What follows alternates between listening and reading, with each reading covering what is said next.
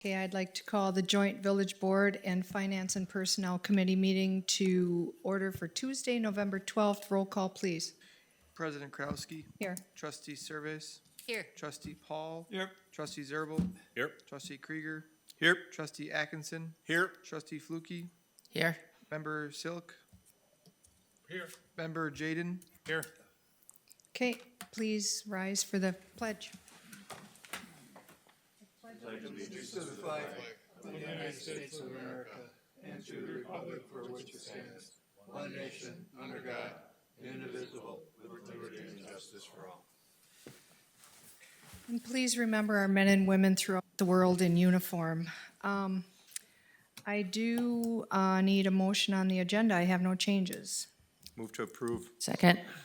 Motion and a second to approve the agenda as presented. All those in favor say aye. Aye. Opposed? Motion carried. Number 5, action on the minutes from November 14th, 2023 Joint Finance and Personnel and Village Board meeting. That was a year ago already. Move to approve if everybody remembers that for the. Second. Second. Motion and a second to approve those minutes. All those in favor say aye. Aye. Opposed? Motion carried. Thank you. Before we start this meeting, the Village of Ashwaubenon last month lost a pretty big icon in Charlotte Nelson. She was our clerk went through everything with us from when we were a town to when we became a village. Then after her clerking duties, she was a trustee for 2 terms. So I just would like a moment of silence for Charlotte.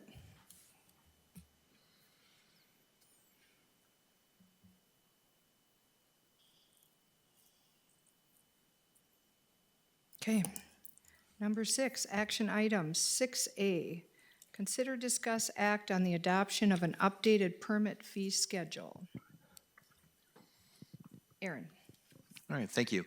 The requested update to the permit fee schedule is primarily for a building permit schedule.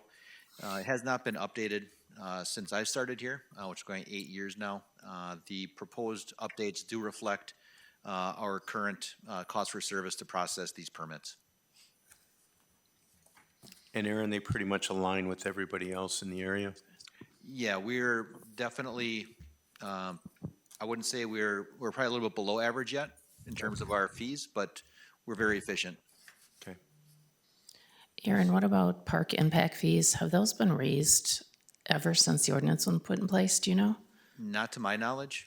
That might be something, I mean, leave it this year, but maybe in 2025, we might want to look at our park impact fees. Because I don't think they've been raised since that was first implemented, has it, Greg? Do you know? And park impact fees would also require a study to be performed to ensure that the fee, whatever fee structure you are going to establish is based on that by study. So a park impact fee study would need to be preemptive to any changing of the fees because you reflect the actual cost of the improvements that are planned as a result of that growth. Yeah, they just seem kind of low to me from what others are charging. I'll move to approve the updated permit fee schedule.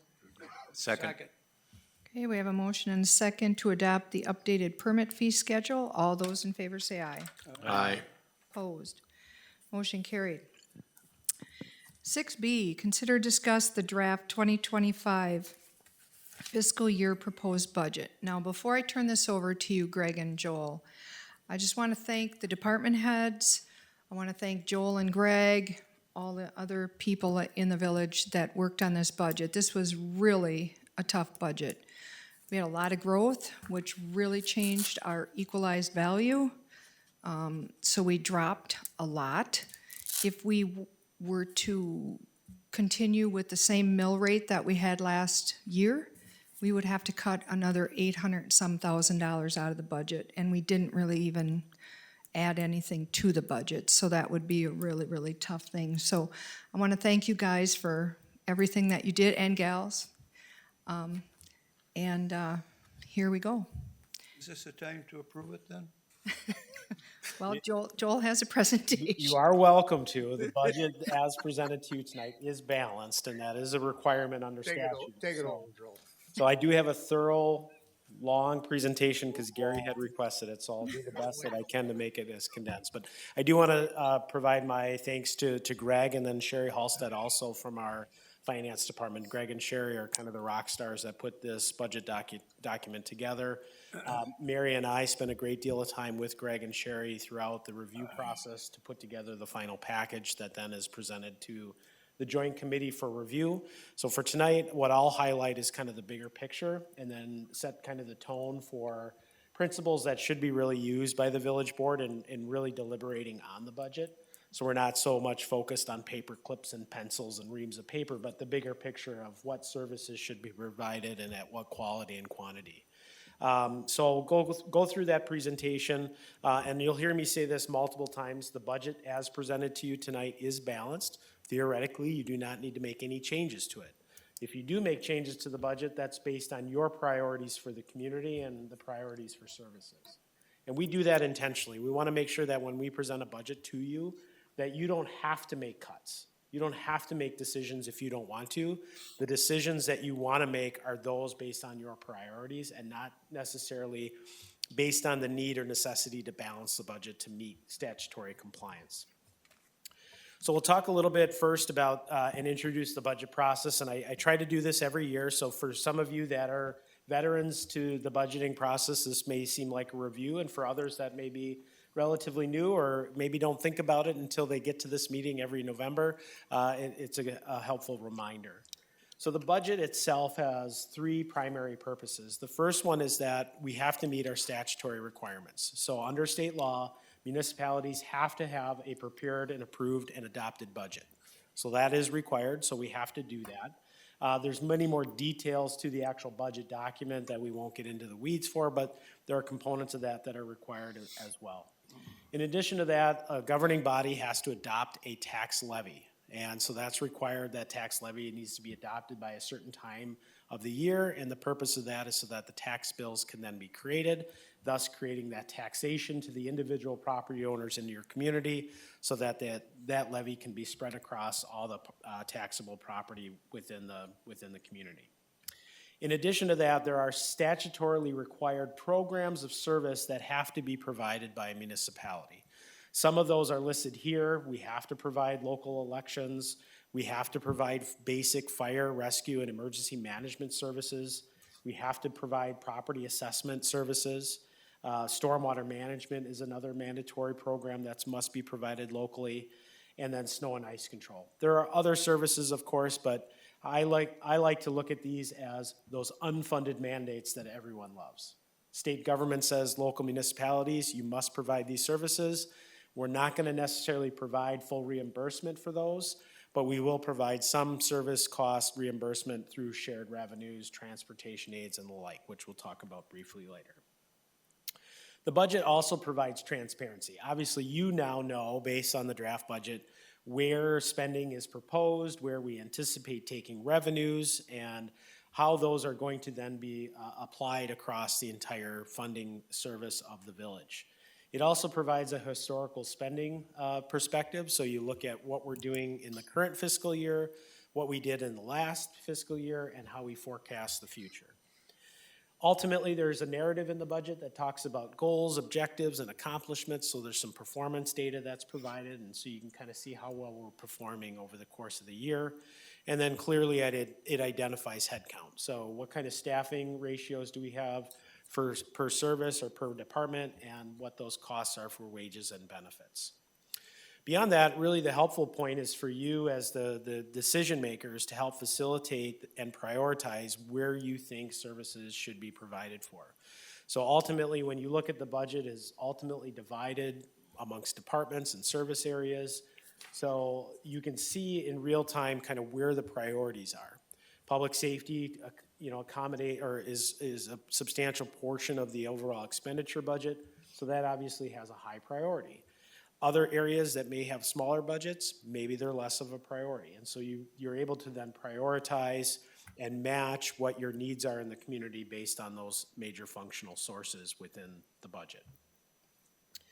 When you open the budget book, it is divided into really kind of three sections. We have the first section, which is the governmental funds section.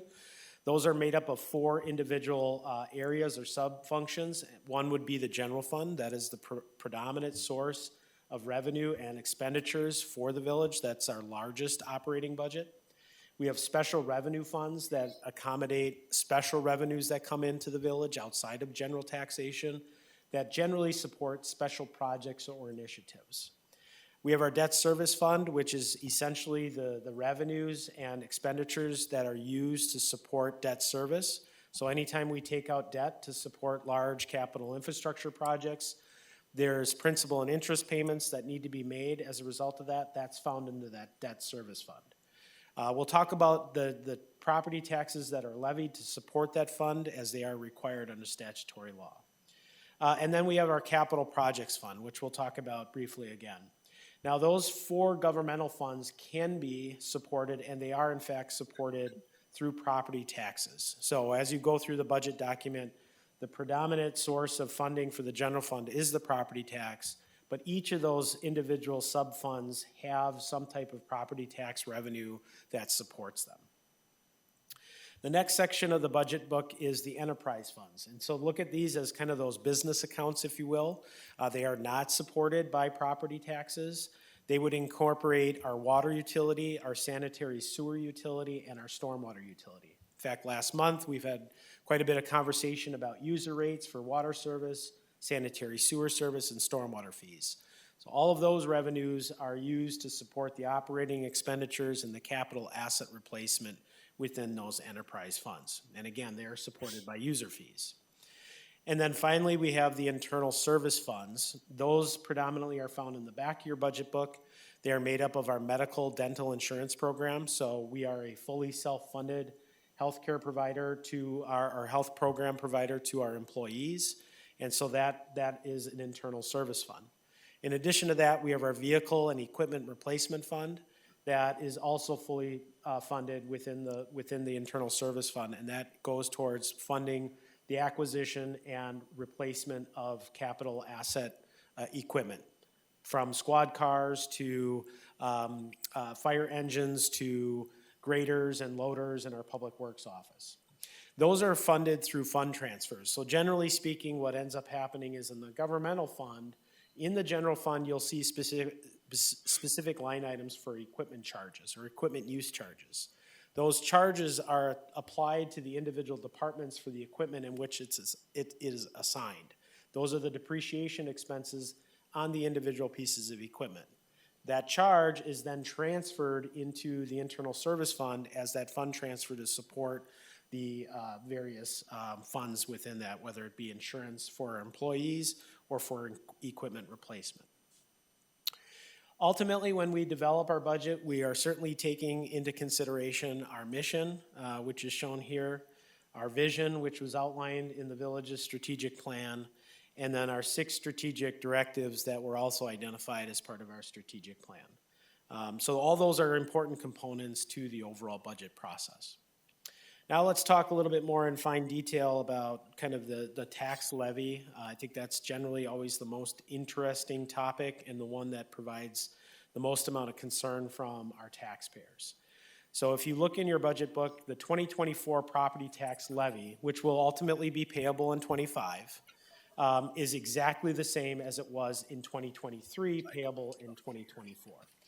So we have a total combined levy of $14 million, $80,809. Again, that is a flat budget. So as you go back to your constituents, if this budget were to be approved as it is today, you could tell your constituents that you have not raised taxes in the village of Ashwaubenon, and that would be a true statement. Now, an individual taxpayer may end up paying more in property taxes because of change in rate, which we'll talk about that later. The village board ultimately has one direct control as it relates to the taxation to individual taxpayers, and that's through the levy. So this is how you control whether or not directly taxpayers in your community are paying more or less in taxes. And again, the budget is flat, the levy is flat from year to year. So if this budget is adopted as it stands today, you have not raised taxes on your constituents. Again, individuals may pay more. Ultimately, the fund distribution for that tax levy is broken down here. As I mentioned, those 4 subservice funds. The general fund accommodates 80% of the property tax levy at just over $11 million. Our capital projects fund has $750,000 of property tax levy. That's going primarily towards our annual mill pave program, so that's a program that the village has supported for many years. The debt service fund is just over $500,000 at $548. I will note here, and it's italicized as this is a required levy under law. Even if the village board says we don't want to tax our residents at all, you are required by law to at least tax our residents to accommodate the prior debt service that was issued. So this is the principal and interest payment that is due in 2024. That's also consistent with the referendum bonding that was used to build the community pool, the community center, and the Performing Arts Center. So there's still existing debt that is out on each of those three facilities, and that acts as another debt service. We itemize that primarily because we get questioned on that. When is that debt service going to come due? What is the total amount? Things of that nature. So when that referendum bonding comes off the books, it doesn't necessarily mean that you have the ability to tax additional property tax levy for the general fund. It just means that that debt service levy goes away, and it would ultimately be a potential savings for the taxpayers. So what does that ultimately look like? And this is going to start to kind of paint the picture as some of the challenges that we're facing with the tax rate. So in this particular table, we itemize the 2024 budget, so the current fiscal year, with the proposed 2025 budget. The equalized value of the village between 2023 and 2024 increased 12%. That's a substantial increase. It's extremely rare to see an overall value increase 12%, especially when you're dealing with an equalized value that is actually pretty high for the size of our community. So in 2024, we had, or 2023 year, we had an equalized value of just over $3.6 billion. So we went up 12% of that, so our equalized value is just over $4 billion. And again, that's a sizable figure for the size of our community. So 12% is a very large number. It's about $500 million in net change on that side. In 2024, we did not go through a market adjustment or revaluation of our assessed value. And so that is really relatively staying the same. With that being said, our overall assessed value will increase to the value of net new construction. However, when you look at this table, you'll recognize that the overall assessed value of the village actually decreased from last year by just under 1%. And that's because of 2023 Wisconsin Act 12 removed the personal property on the assessment roll.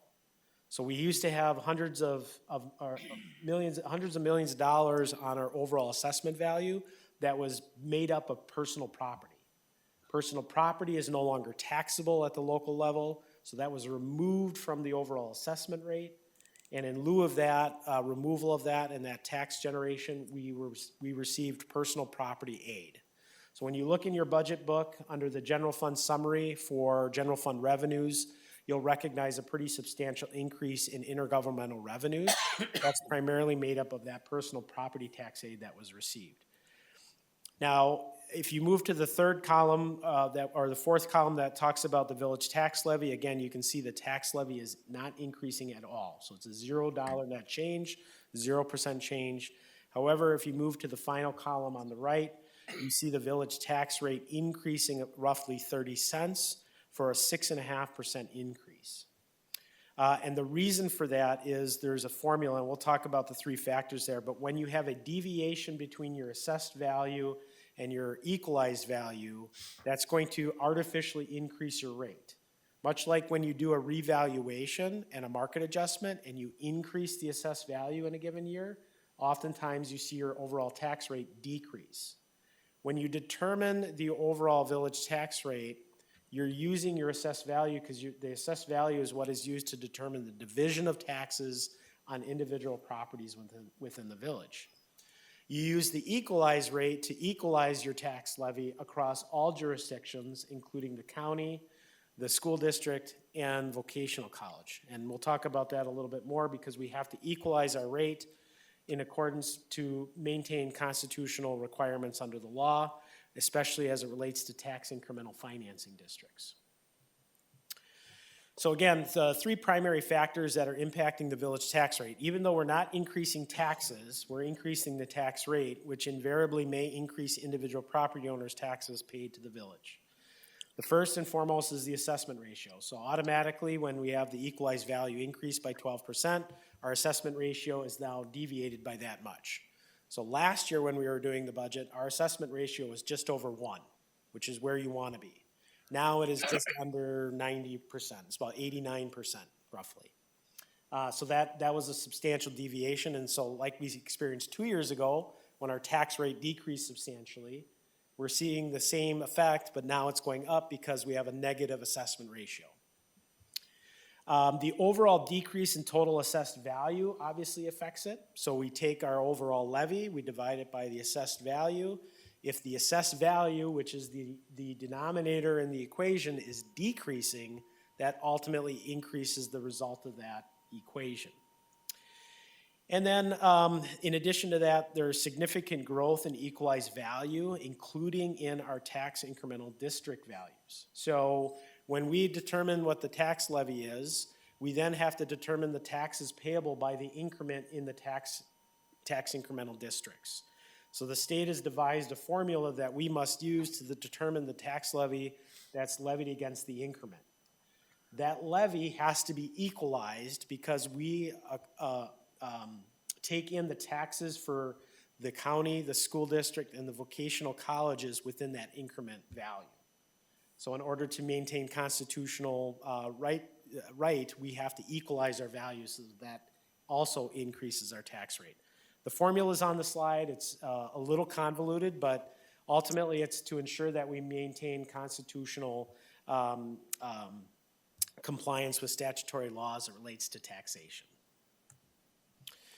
So this gives you a history of the overall tax rates. Again, you can see we are still well below the average that we've experienced over the last 5 years. One thing to highlight is in 2022, we completed a revaluation. So that budget year 2023, you saw a substantial decrease in the tax rate. We actually increased the levy between 2022 and 2023, but yet we still experienced a tax rate decrease. This year again, because we have that deviation in our assessment ratio and we've kept our taxes flat, so again, no new taxes, our rate still goes up. So what does that ultimately mean? What's that budget impact on a variety of home values? So we break it down under a $100,000 home because that's just kind of easy to extrapolate and extend through the value of various properties.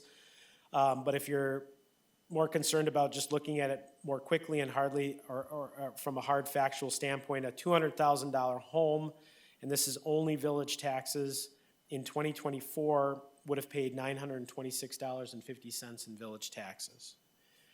In 2025, so tax rate, and I apologize for the typo there, it should be tax rate for 2025 taxes payable is $986. That's a difference of $60.23 per year.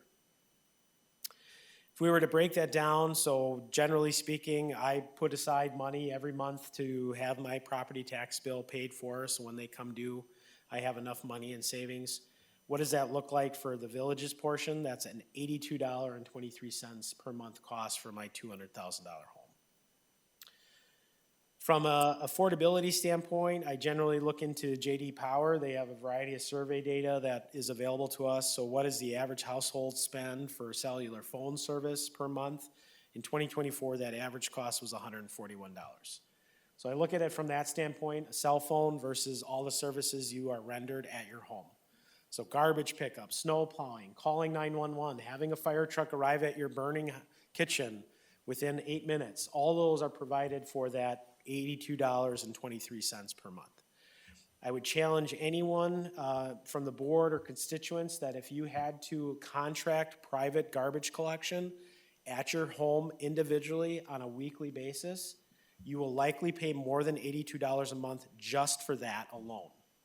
Not so much the roads, the plowing, all the other services that are rendered for that cost. So it is a very good deal.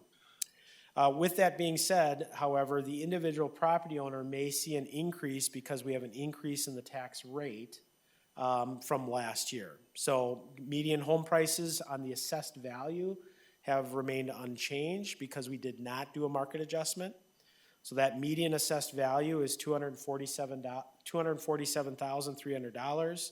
And so the average homeowner will see an increase of village taxes of $74.47 per year. That's based on that 30-cent increase in the overall tax rate. Now, many people will say, well, I pay way more than $900 or $1,000 per year in property taxes. It's more like several thousands of dollars. What are you talking about, Joel? And that's because even though we collect the taxes here at the Village Hall, we're collecting taxes for the county, the schools, and the vocational colleges. And for every tax dollar that is paid, only 30 cents of that tax stays with the Village of Ashwaubenon. The vast majority of it goes to those other jurisdictions. That's represented by this slide. Whether you're in the Ashwaubenon School District or the West De Pere School District, again, the village accounts for about 30% of that overall tax bill. And it's not unusual to find local school district accounting for the vast majority of that property tax bill, generally between 40 and 50%, and that's what we're seeing between Ashwaubenon and West De Pere districts. With that, the combined tax rate, so that's incorporating all of the taxing jurisdictions that we send bills for, that overall tax rate will increase. Again, as you can see, it's well below the average that we've experienced over the last 10 or so years. And a question will come up, well, I read in the paper that the county's tax levy went down and their tax rate went down. Yes, it did. So the overall levy went down for the entirety of the county, and their tax rate went down, but their tax rate is based on the equalized value.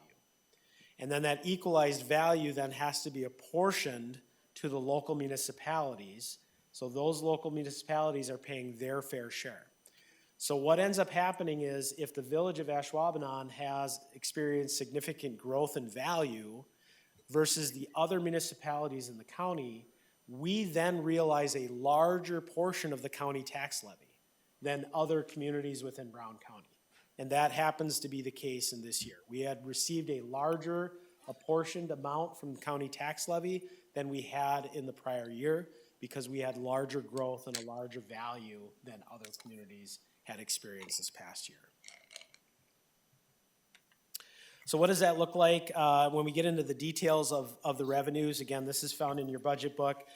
Property taxes account for over 55% of the overall revenue source for the general fund. That is followed by intergovernmental revenues at about 18%. So again, property taxes in the general fund, just over 11 million. We receive about $3.7 million of intergovernmental revenues. Those are state shared revenues as well as personal property aid. On the expenditure side, the major functions of the village general fund, the predominant or the majority of expenditures is found in public safety, and that's roughly 50% of the overall budget. And that's followed by public works and sanitation at roughly 21% combined.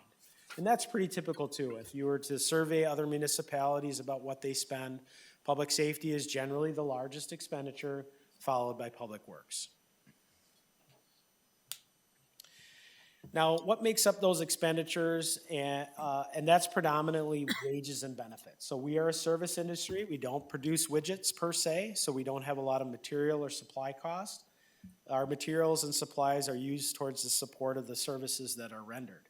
So the vast majority of expenditures that we provide or that we have are based on those wages and benefits. And that accounts for well over 74% of the overall spend. So if you were to look to make changes to the overall budget and you want to make substantive material type effort in reducing overall expenditures, that's likely going to come from changes in personnel.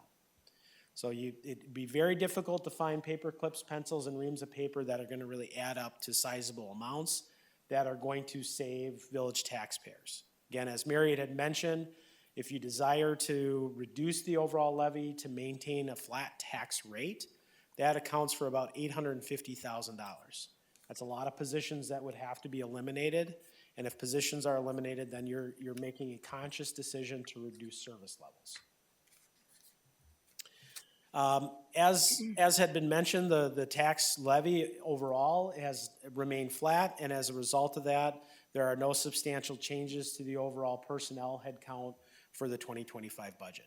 As you recall, when we met back in, I think, July, we talked about budget parameters. The guidelines where we were producing a modified zero-based budget, meaning we will take into account inflationary pressures on our budget.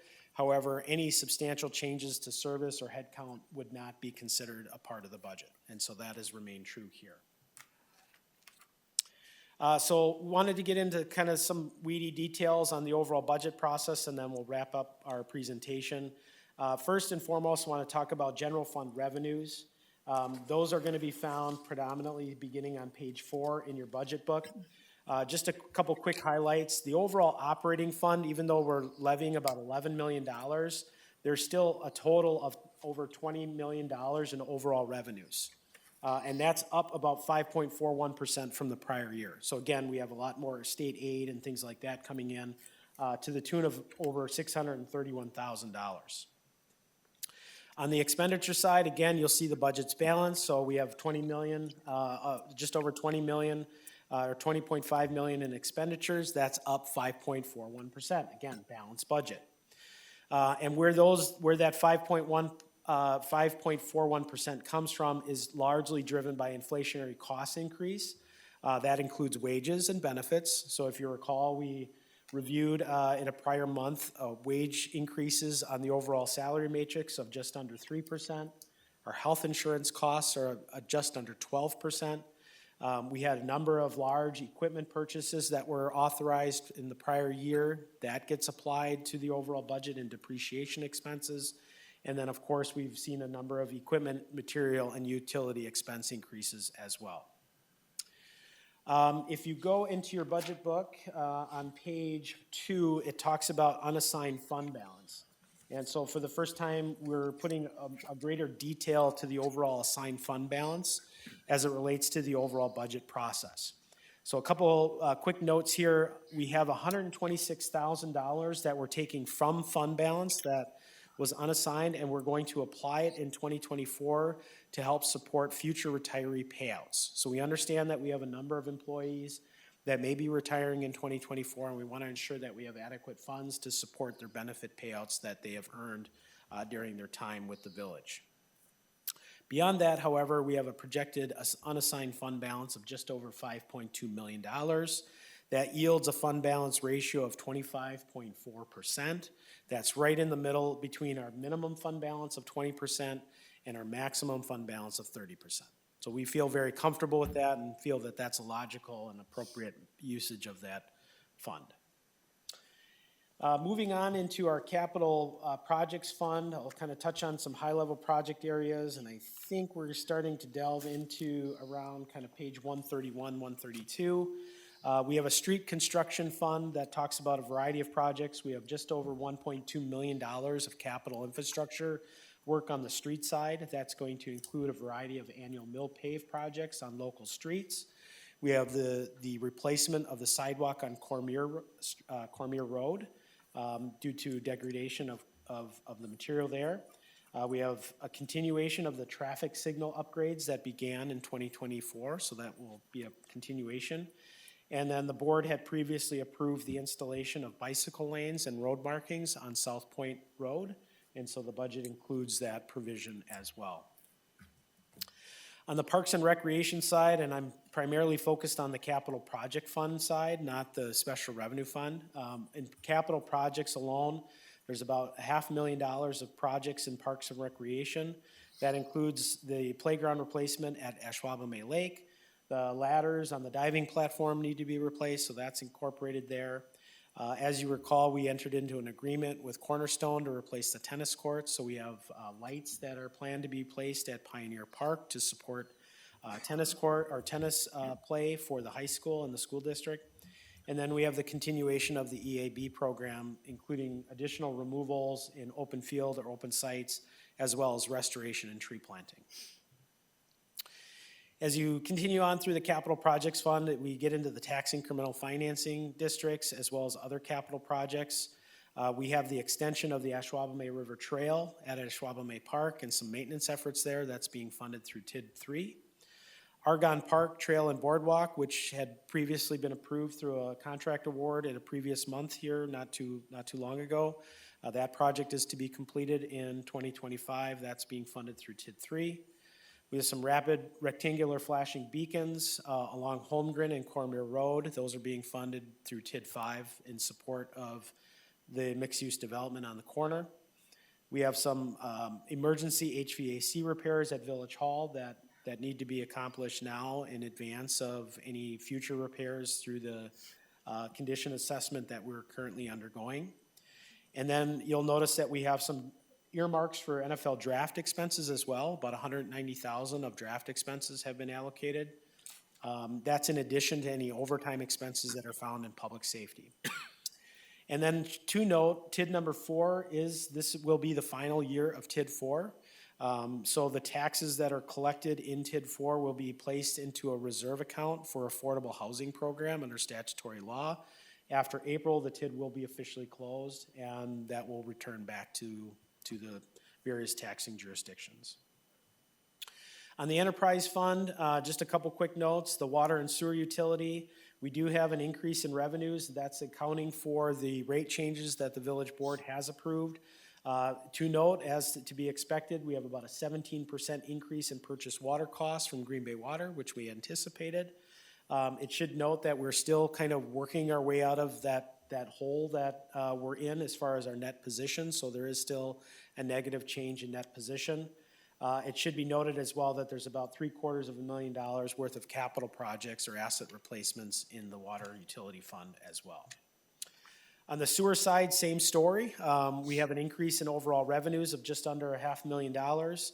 And those are based on those rate increases that the board has approved. And as to be expected, we have about $1.1 million in increased treatment expenses from new water. And much like our water utility, again, we're working our way out of our kind of hole that we're in right now for our net position. We still have a negative change in that as we work through that effort. We have about $353,000 of capital outlay projects included in the sewer utility as well. On the stormwater side, same story, again, rate increase, so we have a substantial increase in overall revenues. We have some substantial capital improvement projects that are necessary in 2025, and those include 2 culvert replacements at the tune of about $1.3 million. I believe that one is on Glory Road and one is on Kimberly, right? The stormwater utility is not quite in much of a pinch as the water and sewer utility, so our change in that position is positive with the result of those changes in rate structures. So that's going to allow for future capital projects sooner rather than later. And so I want to touch base on just some annual guiding principles here. Again, we present these every year and really focuses on that concept of what the board should really be worried about and not so much on the finer details of the overall budget. So kind of some basic questions the board should be asking if you don't already know. Is the tax levy increasing or decreasing? Again, obviously it's staying the same. The tax rate is increasing, however, because of a change in assessment ratio. Are any service levels changing? No, not necessarily, other than those service levels that had been previously described and approved by the village board at a previous meeting. So think about bulk item pickup, brush pickup, things of that nature. We're not adding services at this time, but if you wanted to add services, we would have to have a conversation about what that looks like and then how much that's going to cost. You can see based on the budget book, each department has some inflationary cost increases, and that's reflected in their percent changes. And again, we feel that this budget does carry out our mission and vision and strategic directives. Beyond that, these other guiding principles that we have established are guiding principles that we use when we develop the budget. So we don't necessarily look at creating marginal programs, that if we're gonna make some alterations or changes in service, really focused on whether or not we should continue that service and if we're comfortable with reducing the quality of that service. We also look at can any of the services that we provide be provided for or paid for through fees and charges.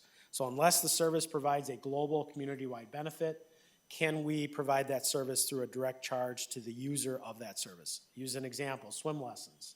Could be argued that swim lessons provide a value to the overall community. It's teaching youth how to swim. It's going to reduce drowning incidents for the youth of our community. However, it's very specific and unique in nature, and not everyone's going to progress or move along in swim lessons. So ultimately, those programs are generally user-based, and then the fee is established to pay and account for those costs. Again, we don't necessarily recommend across-the-board cuts. We really focus on the individual services and what the priorities are for the community before we make any changes. And again, any of those changes should be reflective of the community and any prior plans or priorities that were set. The other key thing that we've talked quite a bit about internally is that if we're going to be making changes to try to balance the budget, are we doing so where they're sustainable? Meaning we're not creating unfunded or structural liabilities against the village year over year. And outside of using some unassigned fund balance for retirees, that is really the extent to which we have kind of that unstructural changes or structural issues. In capital projects, if we're going to fund projects, we're really focused on maintenance of existing equipment and not necessarily looking for new infrastructure. And again, we want to make sure that if we are making reductions, we're not eliminating our ability to meet the core statutorily required service levels that are mandated to us. So again, I will reiterate, the budget is balanced. You need not make any changes if you don't want to, but it's your budget ultimately, and it should reflect your priorities of the community. And with that, I'm sure Greg, I, and the department heads are willing to answer any questions you have on the overall budget. So I'll pass it over to Greg and the board for discussion. One of the things that I just wanted to say quick, so you just heard all of the reasons why this budget has been really a challenge. And it was, we had talks about we have to raise the water because we're getting fees from Green Bay and we have to pass them on. We have to raise the sewer utility. We have to raise all those fees. And we've been talking about what an impact that's going to have on our taxpayers. And that's why we tried to keep the levy flat and not raise the taxes and yet still deliver the same service. So, okay, Greg. All right, thank you, Joel. Thank you, Mary. So at this point, it's really up to you how we want to go forward. Typically, we, at least at a high level, just kind of stop and pause at each part of the budget and ask if there's any questions. Certainly, if you want to get into any details, the department heads are here to answer any questions as well. So, yeah, I think Joel pretty much explained most of the high-level challenges that we had and faced. And so, from a revenue perspective, any questions, any thoughts on those pages? We're looking at pages 4 and 5 and 6. Again, nothing new. The biggest new is the additional personal property aid that was added in the budget, $381,000. Other areas are just fine tuning. So room tax, just a little bit of growth still with newer hotels and a little bit higher rates of late. And then also there's a little bit of an impact with the draft that's built into that as well. Greg, do they have any idea how long they're going to keep giving personal property aid, or is it going to go away someday like computer aids did?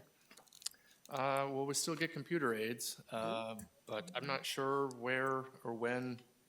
That'll be a great question. It would be devastating to a lot of communities. I mean, it's a lot of money to us, but for some, it's a much higher percentage. Yeah, I think as part of that act this past year, it was intended to be kind of perpetual unless they change some type of funding formula for other state aids. Yeah, so nothing within the act indicated that there was a sunset period. Okay. Okay, does anybody else have any questions or comments or for the department heads or Joel? Two comments. It's nice to see we got the $700 and some thousand for road repavement, which is one thing the village always looks at.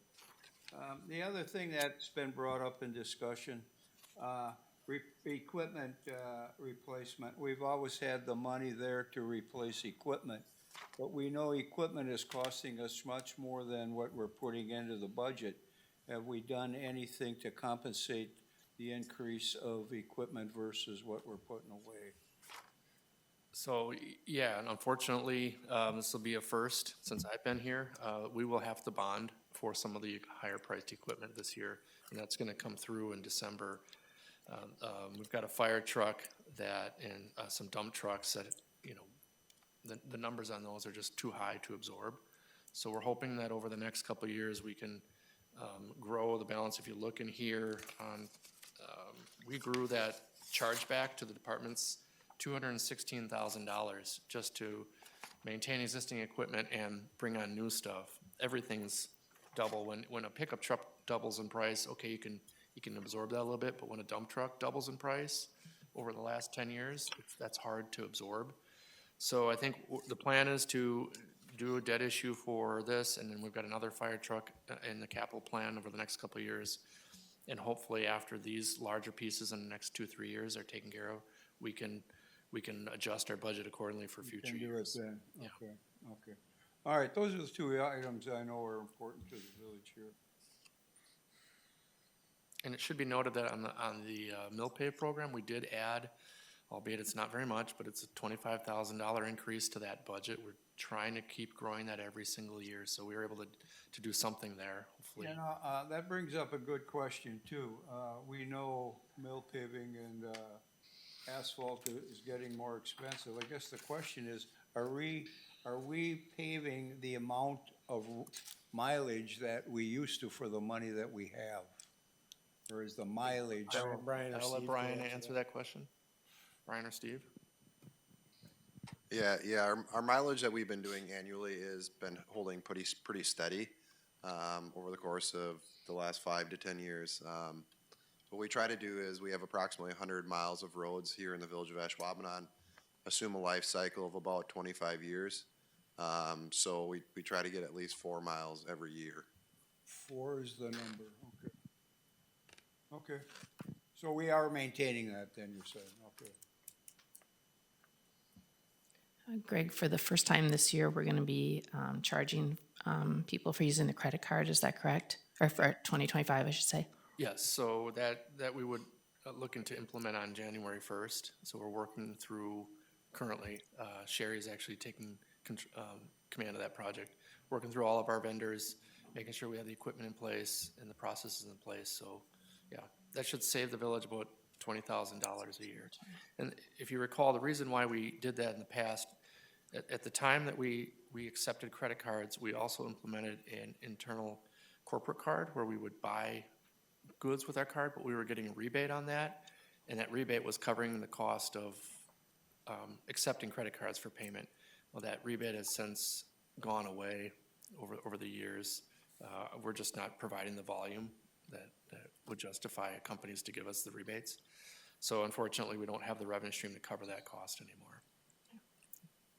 So I just have a couple of points that I'd like to just bring out.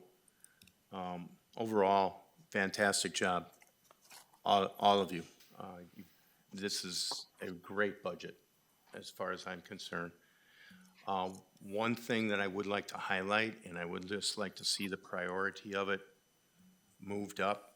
I know we tried to push this through last year, but I think the website, we have to get that done. I mean, not next year.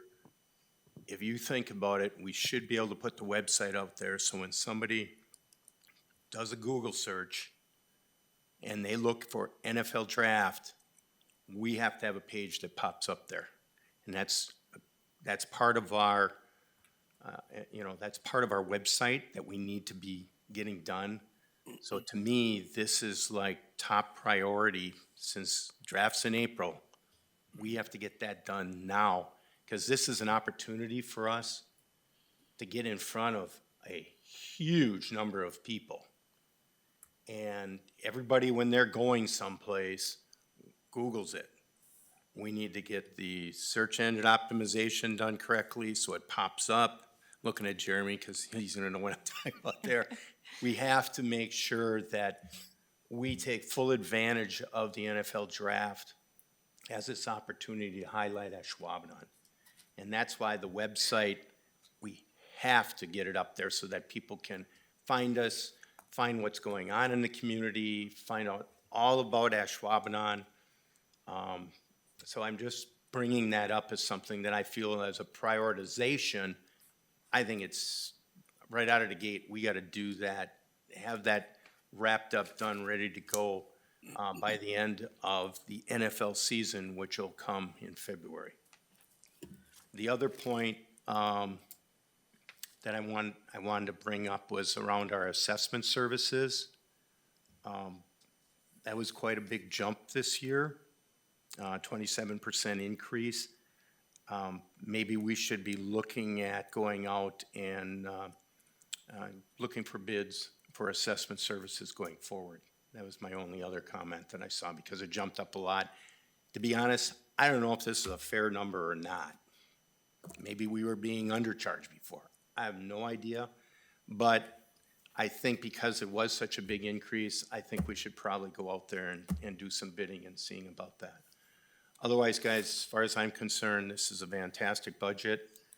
And I don't know if anybody else has anything, but I'll make a motion right now that we recommend that we approve this, this budget for 2025. Second? Okay, we have a motion and a second to approve the budget as presented. Is there more discussion, comments? Yeah, I just had one quick comment, mainly with that equipment and having to be bonded coming up. Maintenance costs are obviously expensive to be doing maintenance on this stuff, but also unnecessary wear and tear on these vehicles is going to wear them out quicker. So if they're left idling 10 hours a day, we're changing oil, we're depreciating them quicker. I would like a idle policy looked at, put in place, potentially look at maintenance costs if we can start doing something different to lower it, help offset some of that. We did just cut, our large item pickup brush collection. I want to help offset some of that. Maybe we can get it back and not have to charge to do it. But looking at some of that stuff, I know it can be astronomical in savings. So let's hopefully take a look at what we can do to put a policy in place and keep our equipment in better condition with less hours on it. That's my only comment. Jerry, I'd like to make one comment on your draft. I gotta give credit to the village of Ashwaubenon and the personnel, staff in Ashwaubenon to have meetings for the neighborhoods. That it was brought to my attention last night as I attended one for the area that I cover and the greater area of the Packer Stadium, that Green Bay, as far as we know, have done nothing for their citizens. So our staff is willing to update that again as the draft comes. There is a, Joel, you can elaborate if you want a little bit on that the NFL is coming out with an app that will guide the people through this process. So I think our staff has done a great job on keeping our people in the village of Ashwaubenon very well abreast in what's going on compared to any other community in the Brown County. Yeah, and I would absolutely agree with that, Gary. I don't want to miss the opportunity for us to market Ashwaubenon. That's my point. And I can try to attempt to respond to Jay's points here. So Jeremy is actually doing a fantastic job of building a revised website. Jeremy can kind of talk about where he's at percentage-wise as far as completion goes. But between Jeremy, our contracted IT person, Craig, and then Sarah, our new communications person, they're working pretty a decent amount of time is being put into a revised website. In fact, there's a test site that's already being deployed and we're working through. So I don't know where we're at, Jeremy, on the timeline for that, but you've made very, very good strides, and I think it's going to be a very, very good reflection of the village, and it will highlight, obviously, the draft and some of the other things that we want to do to communicate to our residents.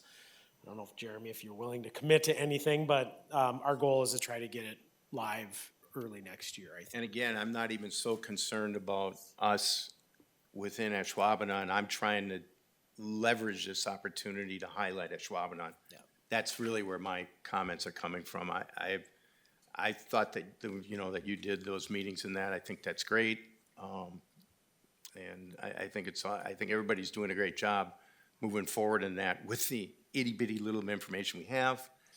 But again, it's an opportunity for us that I just don't want us to miss. Yeah. And then to answer kind of the question on the assessor element, I'm thinking maybe that was the month that were you gone from one of the meetings? So we did revise the assessor contract for a 1-year extension. And that's primarily because Paul is not necessarily willing to commit for another year beyond that due to some other family constraints, if you will. For that reason and the fact that we no longer have Barb here to be the assessment technician, there was an increase in the overall contract rate. So we agreed to extend the contract for 1 year to account for the fact that we no longer have an on-staff assessment technician. Right. That's where that 27% increase came from. But it would be the plan to analyze and review in 2025 how we want to proceed forward. There is a possibility that fair market assessments may not be willing or able to continue servicing the village of Ashwaubenon, and we would be needing to go out and do an RFP or RFQ or hire our own assessor at that point. Yeah, fair enough. I've got a question about the tree removal. I thought the village bonded a number of years ago to have all that done, and I know it's probably taking longer than expected. What's the situation on it now? So you're right, we did bond a lot of money a number of years ago. The issue came in, the timeline, I don't know that it changed, it's just, it was about a 5 or 6 year plan. And so that money, due to arbitrage and other bonding rules, has to be spent within a certain time frame.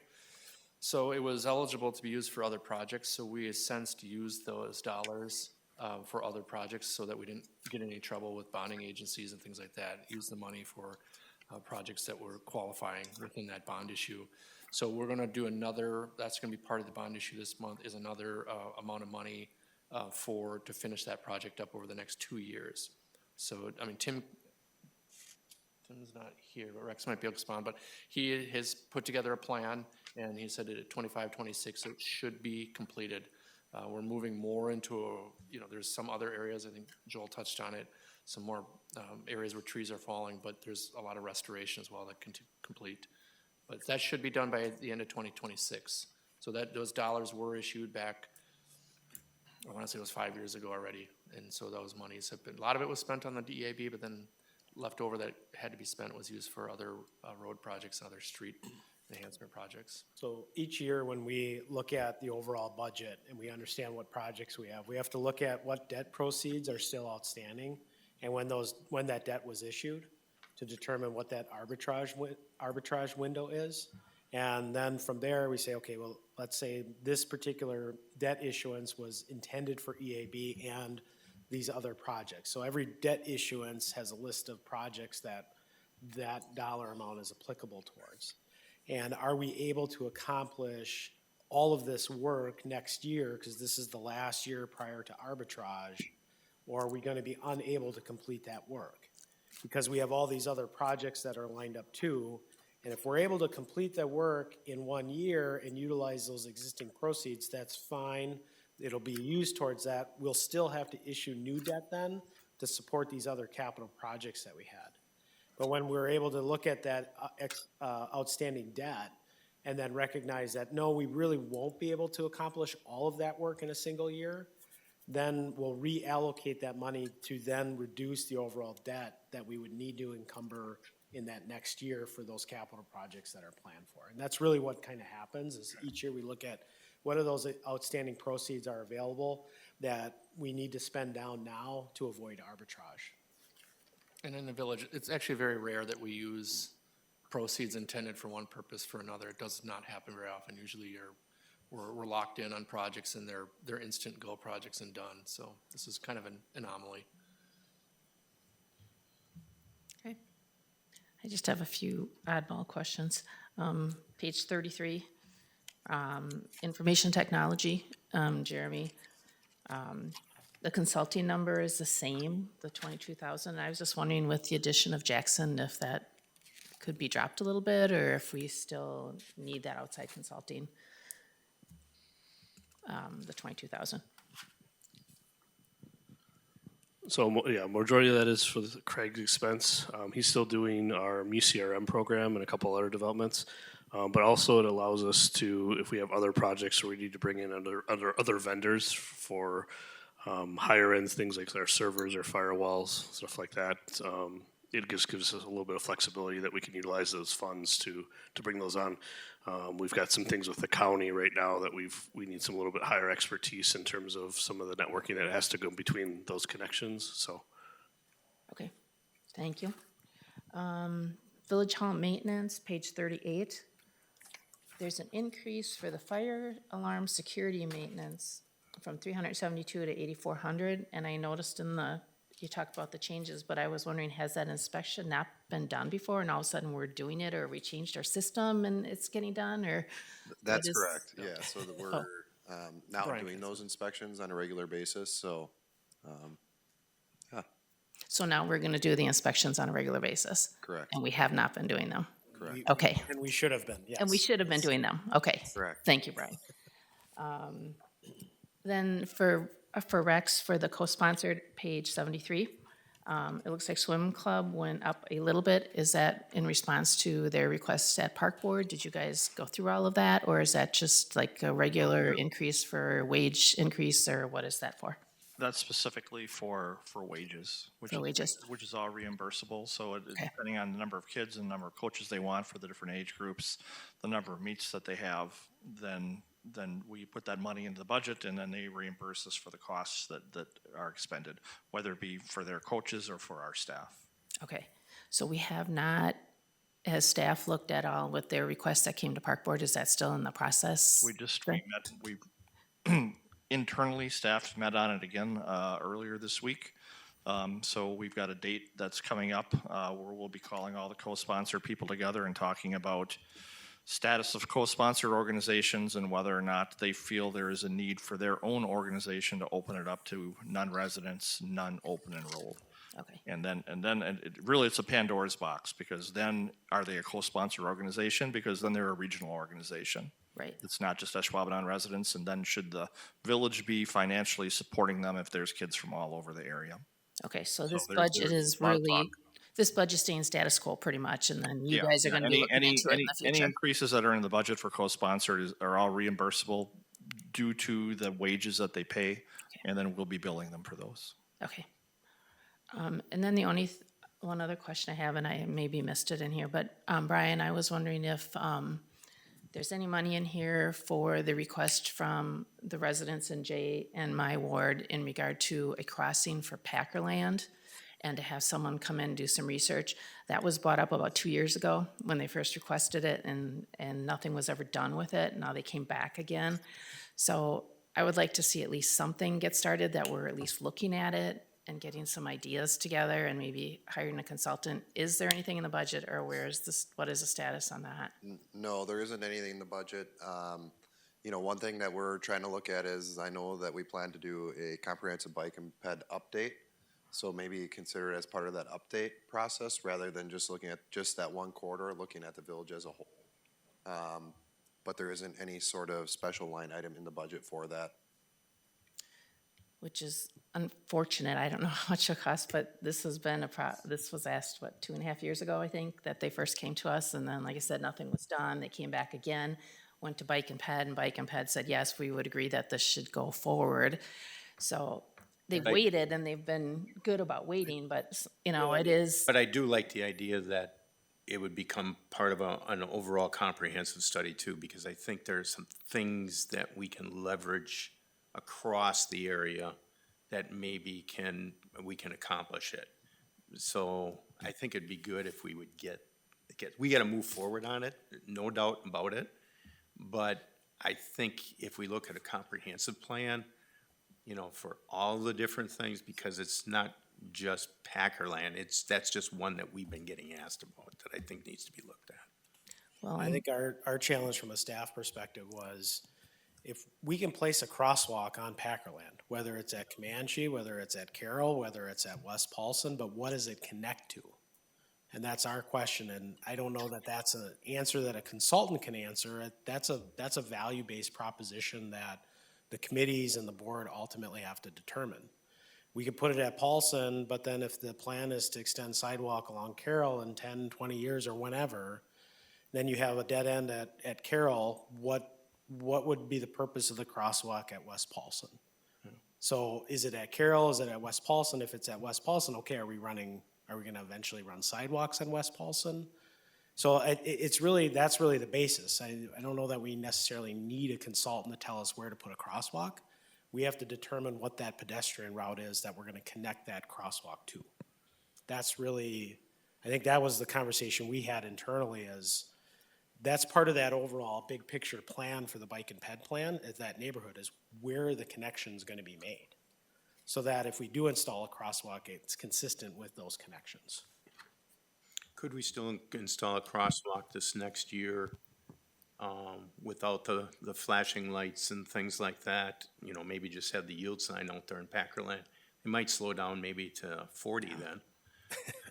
It won't do any good, you know. So They have I it don't on- know, is there something that can be done at least from that perspective, Brian, to, Yeah, the one thing that I'd be very cautious of, we do have various crosswalks here in the village that are not ADA compliant, nor do they meet any standards.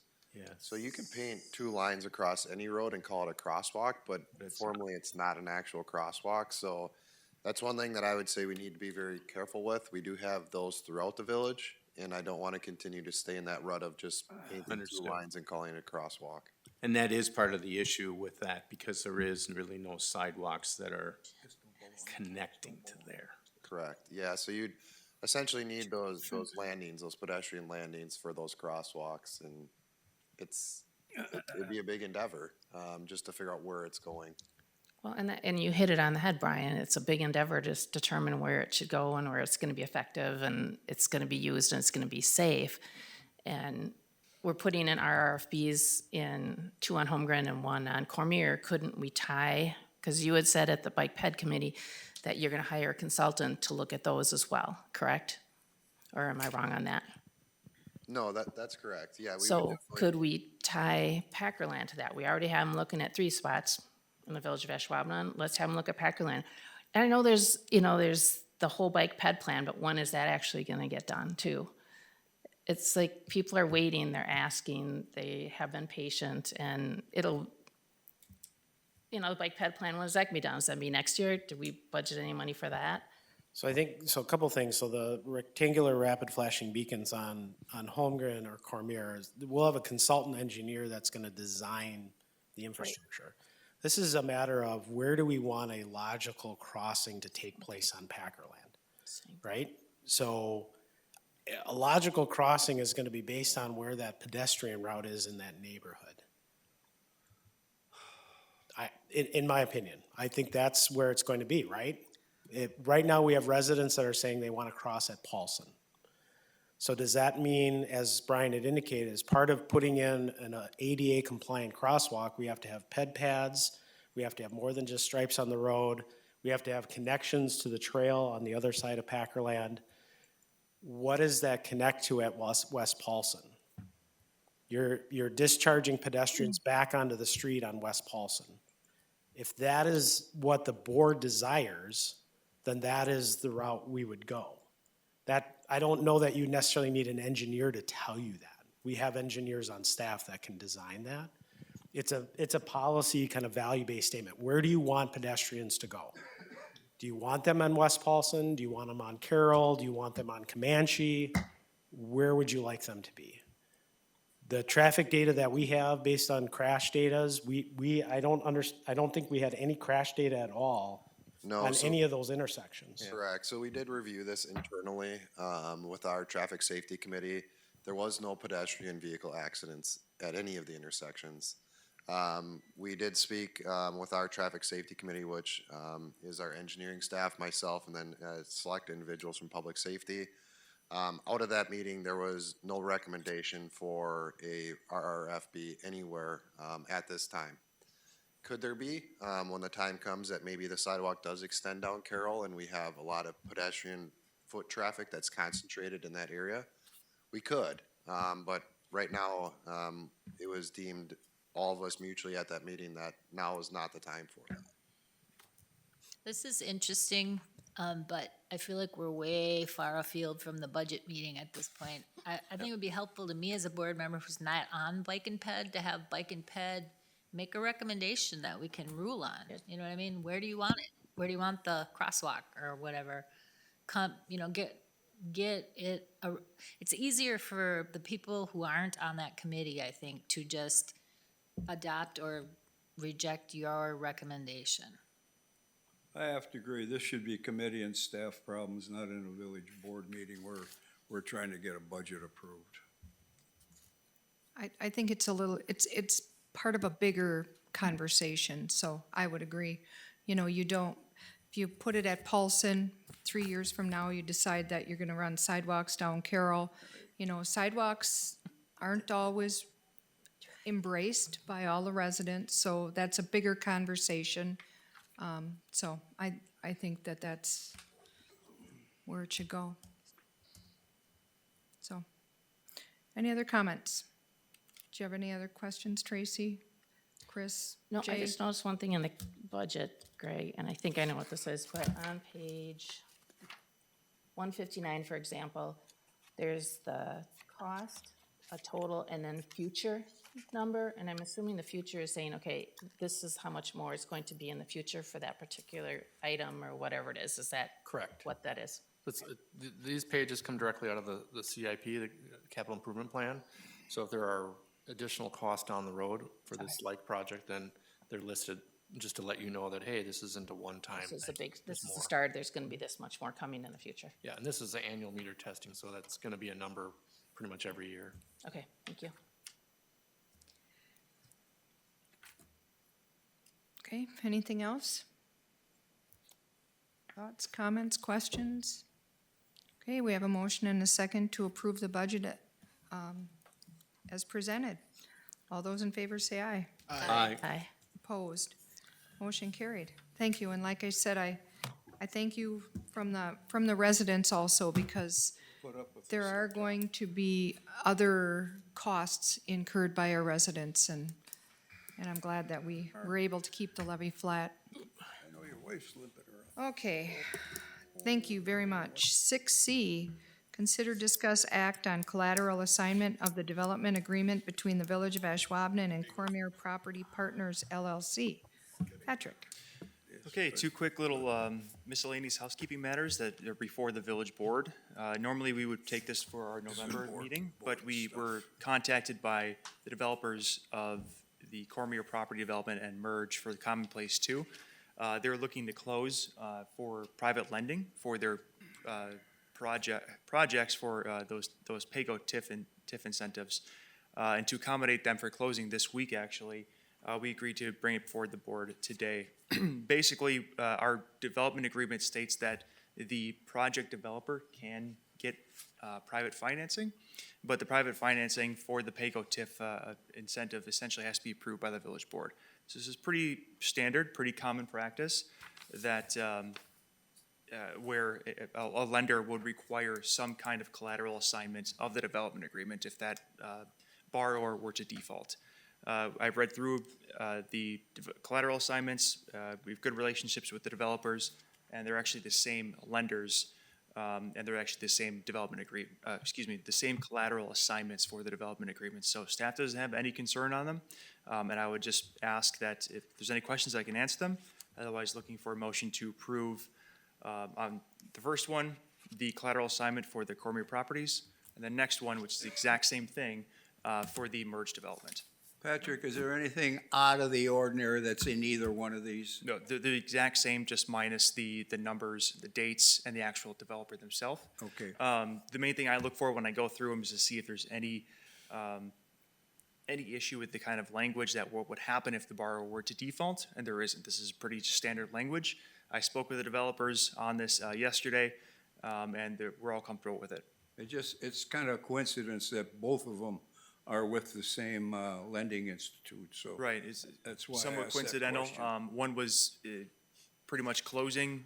Actually, they're both kind of trying to close this week, so. Okay. Yes. All right, I'll move to approve the, what do we wanna, the one for the, I gotta get to the. right Cormier one. Partners?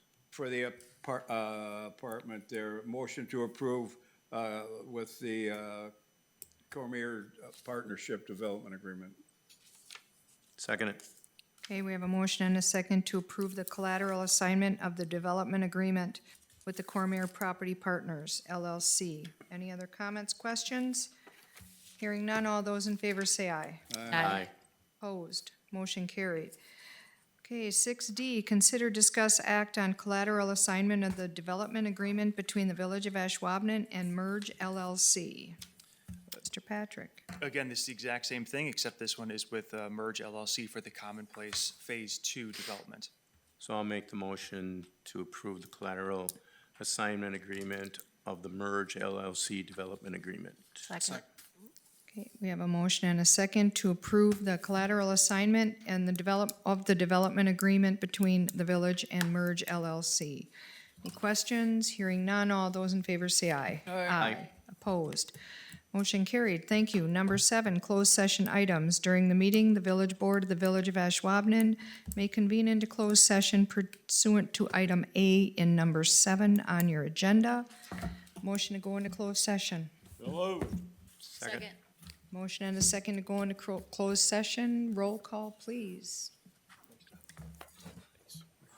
President Kradowski, Yes. Trustee Service, Yes. Trustee Paul, Trustee Zerbal, Yes. Trustee Krieger, Yes. Trustee Atkinson, Yes. Trustee Flukie, Yes. And members.